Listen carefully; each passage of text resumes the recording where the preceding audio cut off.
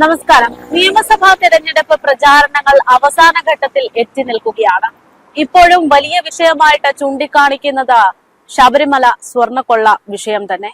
നമ്മളിപ്പോൾ നിൽക്കുന്നത് പാലാ മണ്ഡലത്തിലാണ്. ഇവിടെ ഇന്ന് വ്യത്യസ്തമായിട്ടുള്ള ഒരു തിരഞ്ഞെടുപ്പ് പ്രചാരണ രീതി കാണാനിടയായി. നമുക്കറിയാം, കഴിഞ്ഞ തദ്ദേശ തിരഞ്ഞെടുപ്പ് സമയത്ത് ഒരു പാട്ട് വൈറലായിരുന്നു. അതായത് സ്വർണ്ണക്കൊള്ളയുമായി ബന്ധപ്പെട്ടുണ്ടാക്കിയ ഒരു പാരഡി പാട്ട്.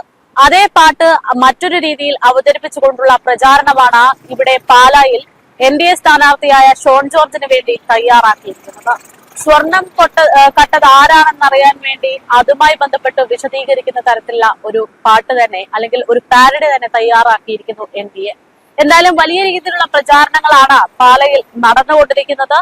ത്രികോണ മത്സരത്തിന് വഴിവെച്ചിരിക്കുന്ന ഒരു മണ്ഡലമാണ് പാല എന്നുള്ള തരത്തിലുള്ള അഭിപ്രായങ്ങൾ ഉയരുന്ന സാഹചര്യത്തിലാണ് LDF സർക്കാരിനെതിരെ അതിരൂക്ഷമായിട്ടുള്ള വിമർശനങ്ങൾ ഉന്നയിക്കുന്ന തരത്തിൽ ഇത്തരത്തിലൊരു പാട്ട് കൂടെ വൈറലാകുന്നത്. അതേസമയം നേരെ തലസ്ഥാനത്തേക്ക് പോയി കഴിഞ്ഞാൽ അവിടെയും സമാന രീതിയിലുള്ള വിഷയങ്ങൾ ചൂണ്ടിക്കാണിക്കുന്നുണ്ട്. കഴിഞ്ഞ ദിവസം സെക്രട്ടേറിയറ്റിന് തൊട്ടു മുൻവശത്തായിട്ട് ഒരു പോസ്റ്റർ കാണുകയിടയായി. NDAയോ UDFോ തന്നെ ആയിരിക്കണം ആ പോസ്റ്റർ ഒട്ടിച്ചത് എന്നുള്ളതാണ് നിഗമനം. ആരാണ് എന്ന് വ്യക്തമല്ല എങ്കിൽ പോലും അവിടെയും ചൂണ്ടിക്കാണിച്ചിരിക്കുന്നത് ഈ പറയുന്ന സമാനമായിട്ടുള്ള ശബരിമല സ്വർണ്ണക്കൊള്ള തന്നെയാണ്. കേരളത്തിലെ വിശ്വാസികൾ ഒന്നടങ്കം ഞെട്ടിപ്പോയ ഒരു കേസ് തന്നെയാണ് ശബരിമല സ്വർണ്ണക്കൊള്ള. നമ്മൾ പോലും അറിയാതെ നമ്മൾ കണ്ടുകൊണ്ടിരുന്ന, നമ്മൾ ആരാധിച്ചുകൊണ്ടിരിക്കുന്ന ശബരിമലയിലെ പല മൂല്യമായിട്ടുള്ള വസ്തുക്കളും തിരിമറിച്ചിരിക്കുന്നു, അല്ലെങ്കിൽ കൊള്ളയടിച്ചിരിക്കുന്നു എന്ന തരത്തിലുള്ള റിപ്പോർട്ടുകളാണ് കഴിഞ്ഞ കുറച്ചു കാലമായിട്ട് ഈ കേരളം ഒന്നടങ്കം ചർച്ച ചെയ്യുന്നത്. ആ വിഷയവുമായി ബന്ധപ്പെട്ട് സ്വർണം കട്ടത് ആരാണെന്ന് അറിയണമെങ്കിൽ ഈ പോസ്റ്ററിൽ കയറി നിന്ന് മുകളിലോട്ട് നോക്കിയാൽ മതി എന്ന ഒരു എഴുത്ത് നടപ്പാതയിൽ, സെക്രട്ടേറിയറ്റിന് മുൻവശത്തുള്ള നടപ്പാതയിൽ എഴുതി വെക്കുകയാണ്. അവിടെ കയറി നിന്ന് മുകളിലോട്ട് നോക്കിയാൽ കാണുന്നത് LDFന്റെ പ്രചാരണത്തിന്റെ ഭാഗമായി മുഖ്യമന്ത്രിയുടെ വലിയൊരു ഫോട്ടോ തയ്യാറാക്കി വെച്ചിരിക്കുന്നതാണ്. അതായത് ആരും പറയാതെ പറയുന്നു സ്വർണം കട്ടത് LDF സർക്കാരാണ് എന്ന്.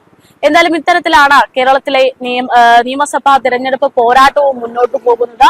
ശബരിമല സ്വർണ്ണക്കൊള്ള തന്നെയാണ് LDFന് വലിയ പ്രതിരോധമായിട്ട് നിൽക്കുന്നത് എന്നുള്ളത് വ്യക്തമായിക്കൊണ്ടിരിക്കുകയാണ്. ചേച്ചി, ഇത് കണ്ടായിരുന്നോ? ശരി, എല്ലാരും ഇങ്ങനെ നോക്കിക്കൊണ്ടിരിക്കുവാണ്. എന്താ ചേട്ടാ ഇത്? ഒന്നാം കട്ടയെന്ന് പറയുന്നത് ഇവിടുത്തെ ഭരിക്കുന്ന പാർട്ടിയുടെ ആൾക്കാരില്ലേ കട്ടേ? മുകളിലോട്ട് നോക്കാനാ പറയുന്നത്. കേറി നോക്കിയിട്ട് എന്താ കാണുന്നത്? തോന്നുന്നു ഇങ്ങനെ ഒരു സാധനം ഇവിടെ വെച്ചിട്ട്. ഒന്നും കണ്ടില്ലേ? ഉത്തരം വേണോ? ഉത്തരം വേണമെങ്കിൽ അവിടെ കയറി നിന്നിട്ട് മുകളിലോട്ട് നോക്കണം.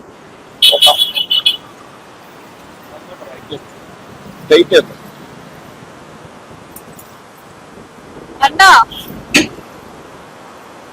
അവന് സ്വർണം കക്കാൻ മറ്റാരും ഇല്ല, ഒരേ ഉള്ളു. അപ്പൊ ഈ എഴുതി ഒട്ടിച്ചത് അതും തമ്മിൽ ബന്ധമുണ്ടെന്നാണോ? ഈ എഴുതി ഒട്ടിച്ചത് അതും തമ്മിൽ ബന്ധമുണ്ടെന്നാണോ പറഞ്ഞത്? വംശം വല്ലതുണ്ട്. അവരല്ലേ മറ്റാരുണ്ട് അല്ലാതെ ഉറപ്പാ. ഇത് ഇങ്ങനെ എഴുതി ഒട്ടിച്ചതിന്റെ പുറത്ത് എന്തായിരിക്കും ഉദ്ദേശം? കണ്ടു പഠിച്ചു പോകാനാട്ടെ. അയാളെന്നെ ഉറപ്പാണ്. പിന്നല്ല, മുഖ്യമന്ത്രിയുടെ ചിത്രമാണ് കാണുന്നത്. മുഖ്യമന്ത്രിയാണ്, അത് തന്നെ. അയാളല്ല, പിന്നെ വേറെ ആരും അറിയണ്ടേ? വേറെ ആരും അറിയാനില്ല. അയാളോട് ചോദിച്ചാൽ കറക്റ്റ് അറിയാൻ കാര്യം. ആര് വന്നാലും നമ്മളെ മുഖ്യമന്ത്രിയാണ്. ഒരാളിനെ പ്രതീക്ഷിച്ച് പറയാൻ പറ്റില്ല. ആര് വന്നാലും ജനത്തിന്റെ കയ്യിലാണ് ഇരിക്കുന്നത്. ജനം ആർക്കോട്ടെ അവര്. മുഖ്യമന്ത്രിയാണ് സ്വർണ്ണക്കള്ളൻ എന്നുള്ള രീതിയിലാണ് എഴുതി ഒട്ടിച്ചിരിക്കുന്നത്. അപ്പൊ അതിനോട് എന്ത് തോന്നുന്നു? അങ്ങനെ നോട്ടിച്ച് അങ്ങനെ കൂടാണ്ടോ നോട്ടിച്ചാണ്. അങ്ങനെ നോട്ടിച്ചാണ് മുഖ്യമന്ത്രി ഒറ്റയ്ക്ക് നടക്കില്ല. അവിടെ ഉദ്യോഗസ്ഥന്മാർ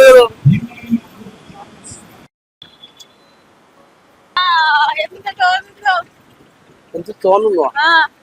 ഇതെന്താ നോക്കാൻ ഇത്ര ക്യൂരിയോസിറ്റി വന്നേ? നട റോഡിൽ ഇങ്ങനെ ഒരു പോസ്റ്ററിംഗ് ഒട്ടിച്ചപ്പം തോന്നി എന്താണ് നോക്കാന്ന്.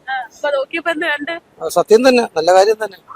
നമ്മളെ മുഖ്യമന്ത്രിയുടെ ചിത്രം ആയിക്കോട്ടെ, മുഖ്യമന്ത്രി നമ്മളല്ലേ ആക്കിയത്, കാര്യമില്ല. അത് നമ്മള് ശബരിമലയിൽ സ്ത്രീകൾ കയറിയപ്പോഴ് TV നോക്കിയപ്പോ ഒരു നിമിഷം തന്നെ എന്റെ ഫാമിലി പെണ്ണുങ്ങളെന്ന് അവര് നമ്മളെല്ലാം ഭയങ്കര വിഷമമായി പോയി. അത് നമ്മള് എന്തോ പെട്ടെന്നൊരു വൻ സംഭവം ഉണ്ടായോ. പോകുമ്പോ ഉണ്ടായാലും തോന്നി. കാര്യം എന്ന് വെച്ച് കഴിഞ്ഞാൽ ഒരു സ്ത്രീകൾ നമുക്ക് അമ്മമാർ തന്നെ പെണ്ണുങ്ങൾ, പക്ഷെ കയറാൻ പാടില്ലെന്ന് വെച്ചാൽ കയറാൻ പാടില്ല. അത് പഴയ വിശ്വാസമാണ്, അതിനെ തകർത്ത്. അപ്പം തന്നെ നമ്മളൊരുമാതിരി പകുതി ഈ സ്വർണ്ണക്കൊള്ളയുടെ പിന്നിൽ LDF തന്നെയാന്ന് ഉറപ്പിച്ചോ? ഉറപ്പിച്ചു, ഒരു മാറ്റവും ഇല്ല. അവരെ നേതാക്കന്മാര് മന്ത്രിമാരും ദേവസ്വം ബോർഡ് പ്രസിഡന്റില്ല അകത്ത് കിടന്നത്. അപ്പൊ അതൊരു സത്യമല്ലേ. പിന്നെ അവര് വേറെ ആരെങ്കിലും ചെയ്യുന്ന എന്ത് ചെയ്യും? ഇത്രേ ഉള്ളൂ. ചേട്ടാ ഇത് കണ്ടായിരുന്നോ? കണ്ടത് എന്ത് തോന്നുന്നു? എനിക്ക് ഇത് നേരെ മുകളിലോട്ട് നോക്കിയാ മുഖ്യമന്ത്രിയുടെ മുഖം കാണാം. മുഖ്യമന്ത്രിയാണ്. ഞാൻ ഏതാണ്ട് 18 വയസ്സ് മുതൽ വോട്ട് ചെയ്യുന്ന ആളാണ്. ഞാന് സർവീസൊക്കെ ആയിരുന്നു. എനിക്കിപ്പോ ഈ പൊതുവെ നമ്മൾ പറയുന്നത് നമ്മുടെ ഈ കേരളത്തിലെ രാഷ്ട്രീയക്കാര് എല്ലാവരും നല്ലതാണോ വെച്ചാൽ ആരും നല്ലതാരും നമ്മൾ പൊതുവെ പറയും. പക്ഷെ ഇപ്പോ നമ്മൾ ഈ മാറിയും മറിഞ്ഞും LDFും UDFും വർഷങ്ങളായിട്ട് കേരളം ഭരിക്കുന്നു. എത്രയോ വർഷങ്ങൾ അല്ലയോ? എന്റെ കുഞ്ഞുനാളെ ഇന്ദിരാഗാന്ധി ഭരിക്കുന്ന ഞാൻ അടിയന്തര സമയത്തൊക്കെ എനിക്ക് ഓർമ്മയുണ്ട്. ഞാൻ 10ാം ക്ലാസ്സിലാണ്. അപ്പൊ അങ്ങനെ മാറി മറിഞ്ഞ് അങ്ങോട്ടും ഇങ്ങോട്ടും LDF മാറുമ്പം പിന്നെ അങ്ങോട്ടും മാറി ഇങ്ങനെ ഭരിച്ചോണ്ടിരിക്കുക. അതിനിടയ്ക്ക് എന്ത് വന്നാലും അനുഭവിക്കുന്ന പൊതുജനങ്ങളായിട്ടുള്ളത് ഇടത്തരക്കാർ. വലിയവനും കുഴപ്പമില്ല, ഈ അറ്റത്തുള്ളവനും കുഴപ്പമില്ല. ഇന്ന് ജോലിക്കാരൻ വരുന്ന രാവിലെ പോയാനോ ഉച്ചവെച്ച് ഉറങ്ങുന്നത് 1000 രൂപ കിട്ടും, ചെലവും കിട്ടും. ഈ ഇടത്തരക്കാരനായിട്ടുള്ള ഞാൻ പെൻഷനറാണ്. എന്നെപ്പോലുള്ളവനൊക്കെ നമ്മൾ കണക്ക് കൂട്ടി ജീവിക്കുന്ന ഒരാളാണ്. കണക്ക് കൂട്ടി കൃത്യമായിട്ട് ഒരു അസുഖം വന്നാൽ നമ്മൾ പോയി അങ്ങനെ ജീവിക്കുന്ന ആൾ. നമുക്ക് ഇന്നത്തെ ഈ രാജ്യത്തെ ഈ വില കൂടുതൽ ഏതിനും പറയുന്ന വില അല്ലയോ? ഫുട്പാത്തിൽ ഇരിക്കുന്നവൻ പറയുന്ന വിലക്ക് നമ്മൾ സാധനം മേടിക്കുന്നു. ഇതൊക്കെ വളരെ നിയമം വെറുതെ അങ്ങനെ കടലാസി മാത്രമേ ഉള്ളൂ. ഇത് പ്രചാരണ പത്രിക ഇറങ്ങിയായിരുന്നു. അതിൽ പറയുന്ന പ്രധാനപ്പെട്ട കാര്യം എന്താ? ഞാൻ ഇത് 10 വർഷം കൊണ്ട് അനുഭവിച്ചുകൊണ്ടിരിക്കുക. അതിന് മുമ്പ് UDFും പരിശോധിക്കുമ്പോൾ ഞാൻ ഇതാണ്. എന്റെ നാട്ടില് ഞങ്ങളുടെ MLA രമേശ് ചെന്നിത്തലയാണ്. പറഞ്ഞിട്ട് കാര്യമൊന്നുമില്ല. നമുക്ക് വേണ്ടത് സാധാരണക്കാരന് സ്വൈര്യമായിട്ട് ജീവിക്കണം. മര്യാദക്ക് അമ്മയും പെൺപിള്ളേര നമ്മളെ ഭാര്യയും മക്കളും ഒക്കെ റോഡേ പോകുന്നത് നമ്മൾ അവരുടെ സുരക്ഷിതത്വം. അല്ലാതെ ഇപ്പോഴത്തെ കാര്യങ്ങൾ അറിയാമല്ലോ. പേപ്പർ എടുത്ത് വായിച്ചാൽ TV തുറന്നാൽ മൊത്തം ഇത് തന്നെ പെട്ടും കൊലയും കൊലപാതകം. നിയമം എന്ത് ചെയ്യും? ഈ സെക്രട്ടറിന്റെ വാദത്തിൽ തന്നെ നടക്കുന്നു. അത് തന്നെ പറഞ്ഞത്. നിങ്ങളിങ്ങനെ മാധ്യമക്കാർ പറയും, ഇത് തന്നെ പണ്ടുകൊണ്ട് ഇന്നുമുണ്ട്. ഒരു മാറ്റം വേണം, അതാണ് എന്റെ ആവശ്യം. മാറ്റം തീർച്ചയായിട്ടും വേണം. ഈ 2 പേരിൽ നിന്ന് ഒരു മാറ്റം വേണം. അത് പാർട്ടിയെ പറഞ്ഞല്ലേ, ഒരു മാറ്റം നമുക്ക് ആവശ്യമാണ്. നമുക്ക് അറിയണമല്ലോ നമ്മുടെ ജനത്തിന് അടുത്ത ആള് എന്ത് ചെയ്യുന്നു നമുക്കറിയണം. നമുക്ക് സ്വൈര്യമായിട്ട് ജീവിക്കാവോ? വേണ്ട, ശരിയല്ലേ?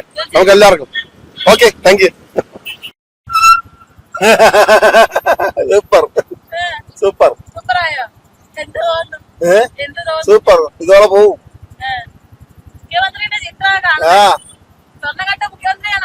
സപ്പോർട്ടില്ലേ?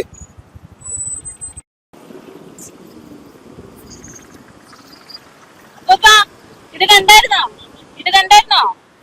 സ്വർണം കെട്ടത് ആരാന്ന് അറിയണമെങ്കിൽ നേരെ മുകളിലോട്ട് നോക്കാം. കണ്ടായിരുന്നോ? സ്വർണം കെട്ടത് ആരാന്ന് അറിയണമെങ്കിൽ അവിടെ നിന്നിട്ട് മുകളിലേക്ക് നോക്കണം. നോക്കുന്നോ? നോക്കി മുകളിൽ ആരാണ്?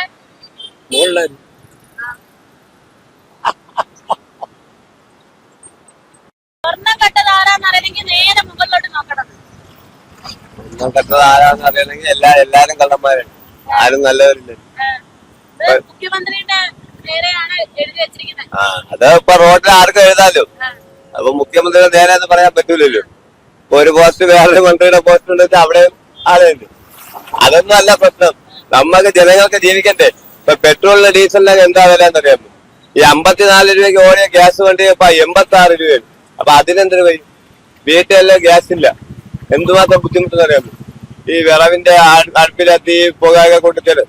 ചിലവര് ബുദ്ധിമുട്ടുള്ളവരുണ്ട്, അങ്ങനെ പുക ശ്വസിക്കാൻ പറ്റാത്തവരുണ്ട്. അവരെല്ലാം ഗ്യാസാണ് ആശ്രയിച്ചിരുന്നത്. ഇപ്പൊ ഗ്യാസിനൊക്കെ ഭയങ്കരമായ വിലയാണ്. 1 മാസം 1.5 മാസം കഴിഞ്ഞാലേ ഗ്യാസ് വരെ കിട്ടുള്ളൂ. ഇപ്പൊ ഭയങ്കരമായ ഇതാണ്. ഇപ്പൊ നമുക്കിപ്പോ ഈ ഗ്യാസിന് 86 രൂപ. നമ്മൾ 5 രൂപ 10 രൂപ കൂടുതൽ ഒരാളുടെ വാങ്ങിച്ചു കഴിഞ്ഞാൽ അത് ജനം മൊത്തം പറയും. ആട്ടോക്കാരൻ 10 രൂപ വാങ്ങിച്ച് 10. ഇപ്പൊ ഈ വില കൂടിയപ്പോ ആരെയും 5 രൂപ തരണ മീറ്റർ അന്ന് ഇന്നും 30 തന്നെ, അത് 40 ആക്കിയ ഇല്ലല്ലോ. അപ്പൊ ഇതിനൊക്കെ ആര് സമാധാനം പറയും? നമ്മൾ 5 രൂപ വാങ്ങിച്ചാ നാട് മൊത്തം അറിയും, മറ്റേ മന്ത്രി വരെ അറിയും.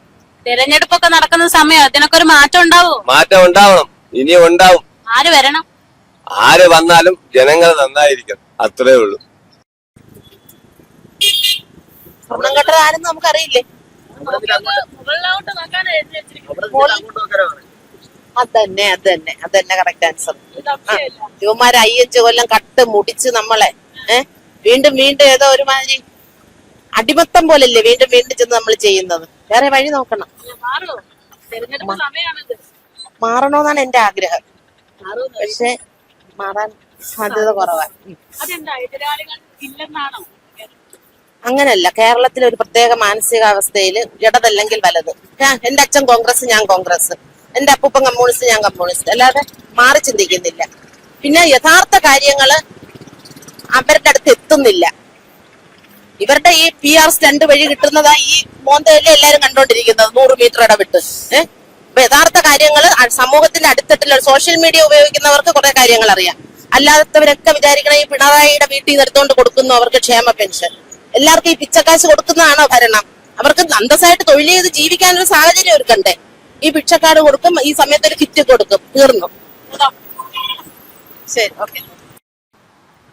നേരെ മുകളിലോട്ട് നോക്കാനാ പറഞ്ഞിരിക്കുന്നത്. മറ്റാരുണ്ട്? LDF അല്ലാതെ സ്വർണം കണ്ടതാരെ മറ്റാരുണ്ടല്ലേ? മറ്റാരും അതാ. എല്ലാവർക്കും സ്വന്തമായ ഭൂമികൾ മറ്റാരുണ്ട്? LDF അല്ലാതെ. എന്താ സംഭവങ്ങളെല്ലാം കാര്യങ്ങളെല്ലാം കട്ടതും എല്ലാം നമ്മള് ജനങ്ങൾ കാണുന്നില്ലേ? ജനങ്ങൾ കണ്ട് മനസ്സിലാക്കിയിട്ട് ആർക്ക് വോട്ട് കൊടുക്കണമെന്ന് ജനം തീരുമാനിക്കണം. അതാണ് ഇവിടത്തെ രീതി. പിന്നെ ഒരാളുടെ കുറ്റം പറഞ്ഞിട്ട് കാര്യമില്ല. ഇവിടുത്തെ ജനം എന്താണെന്നുള്ള തീരുമാനിക്കണം. ജനം തീരുമാനിച്ചാല് അതിന്റെ നേർവഴിക്ക് ആരും ഇവിടെ മുഖ്യമന്ത്രിയാവും തീരുമാനിക്കണം. ഇതാണ് ഇവിടുത്തെ സത്യാവസ്ഥ.